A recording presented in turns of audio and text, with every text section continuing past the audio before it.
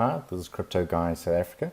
So today I'm going to focus on how can we get some Tron, or how can we buy some Tron. So the first thing that we've got to realize is before we can actually buy some Tron, we've got to get another currency called Ethereum or Bitcoin, and then from there we can then trade it for Tron.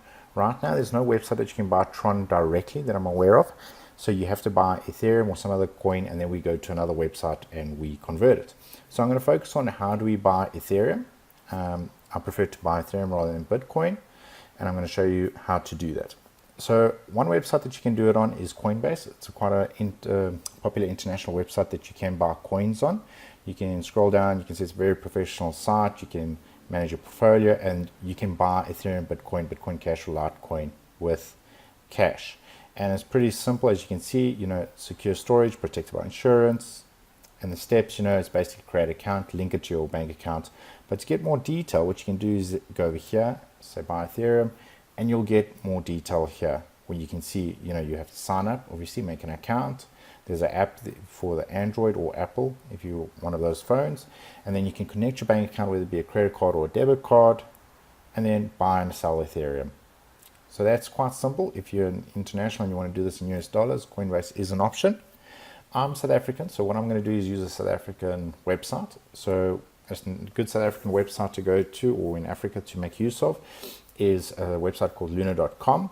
You can see available in South Africa, and then you can see the prices always in South African rands. So I'm already logged in. Okay, so what I have to now do is, for me to buy Ethereum, I need to, from a Luna perspective, deposit here. It's got no direct link to a credit card. So what I've got to do then is, I've got to say, okay, let's do a deposit. So we're going to deposit some money.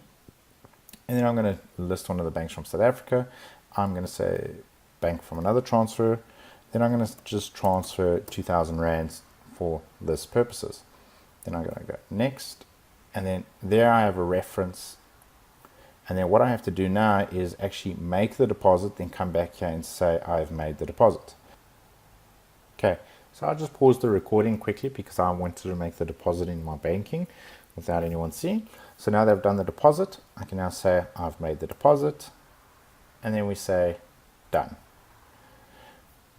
Then over here we've got wallets. We can go over there and the deposit shows. Now when you do the deposit, if you make it an immediate transfer, the deposit will show immediately. If you don't, it might take a day or two. And then I can see it over there. So now what we can do is buy some Ethereum. So I'm going to say buy. I'm going to say buy with my ZAR wallet. I'm going to say I want to buy 2,000 rands worth. I'm going to go next, and then I'm going to confirm,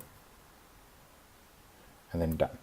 Now I've bought 2,000 rands worth of Ethereum. If I go back to my wallets, I can then see I have 2,000 rands worth of it, which is 0.263. It's not much.